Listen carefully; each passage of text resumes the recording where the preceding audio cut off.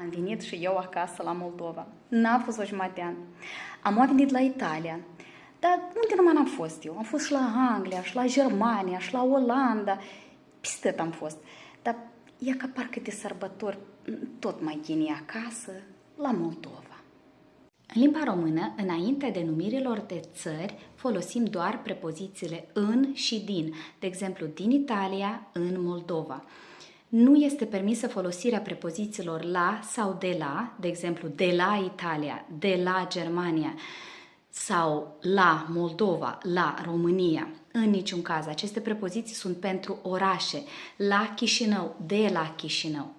În același timp putem să folosim prepozițiile în și din înainte de orașe, în Chișinău, din Chișinău, dar de asemenea la și de la.